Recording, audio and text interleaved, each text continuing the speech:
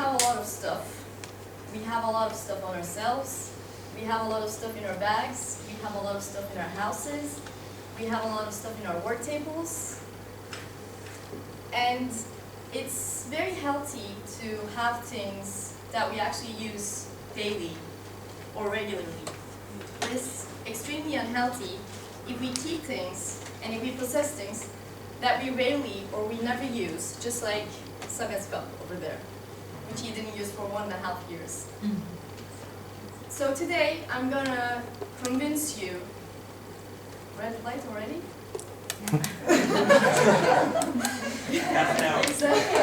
So today I'm going to convince you to get rid of at least one piece of stuff that you don't use. I am a stuff junkie. I really love to buy things. I really love to collect things. I really love to keep things. And I thought that this was normal until I moved together to the same house with my boyfriend 2 years ago. We bought ourselves a big wardrobe. So half of it was going to be mine and half of it was going to be his. I filled in my stuff to my side, and I ended up having no space. Everything was so cramped, and I had tons of stuff on my bed which I still had to put in. So I checked for his stuff, and I see that his side, and I see that he has all these stuff neatly put, and he has so much space over there. So I said, "Also, look, you have so much space over there. Let me just put these over here." He said, "No." I said, "Why?"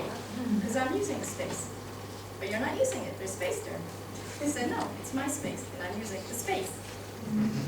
So lesson number 1 that I learned is you have to own your space. You have to own and keep your space just like you keep your stuff. We were walking around one day, and I see this very, very nice t-shirt. It has a very cute print on it. I'm like, "Oh, look, this is so nice, it's going to fit you so perfectly, let's buy it." He says, "But I don't need a t-shirt." "No, but it's a discount, you know, it's like half the price, let's just buy it." It doesn't change the fact that I don't need a t-shirt. And I'm like so shocked, like, get over with it, man. It's like half the price, let's just buy it and go. But then when I think of it again, his logic was much better than mine. Because remember the space that we talk about? Lesson number 2, don't give up on your space. Don't buy things that you don't need. When you have a lot of space, you end up not finding your things. There's always something that you remember you had, but you don't know where it was. Sometimes you even forget them completely.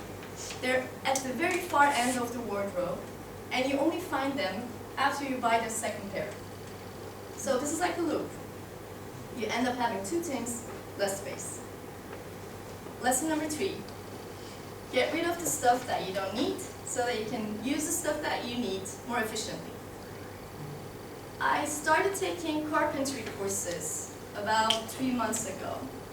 It was really nice. It was so fun. I took it for 2 days, and I was like, yeah, I'm going to be a carpenter. I'm going to buy all those stuff that I need. So I go to the guy, and I say, what do I need to buy? And he says, this is the fundamentals set which you need as a starter. I was like, yeah, it's really nice, but there's like this very fancy stuff over there. Why don't I buy those?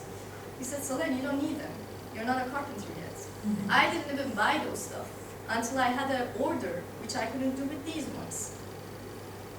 This is why people end up having guitars at home that they don't play, pianos, big pianos that take place which nobody looks at for years and years, ski suits that they buy, every single piece of them as if they're going to be a,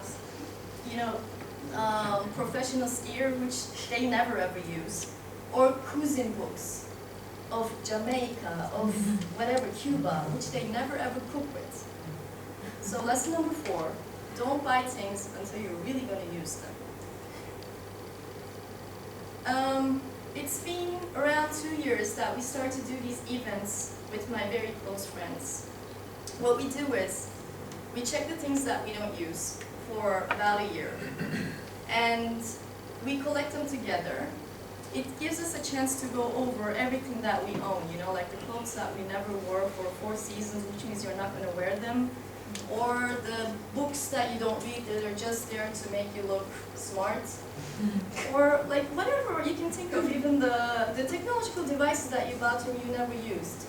So we just collect these stuff together, and then we go to one of our houses, we put them all in the living room. It's like a garage set without a garage.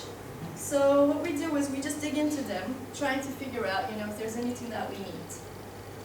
And it's really nice. Sometimes you give a t-shirt that you don't use to get it back a year later. It makes you happy, you know. It's like you own a new thing and it didn't wait in your wardrobe for a whole year. Somebody else used it. But there's only one rule.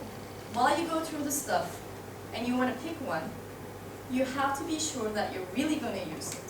Anything that you're not going to use, you're not allowed to take. So everyone takes the bits and pieces that they need, and whatever is left, what we do is we put it on free cycling on Facebook so that somebody who needs it can take it. Or we put it on the, you know those municipality donation banks? They start to put it all around Shishi, so we put them in there. Lesson number 5, share things with people.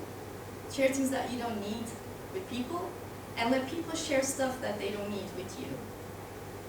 So after these 5 lessons of wisdom, today I want to give you a quest for a week.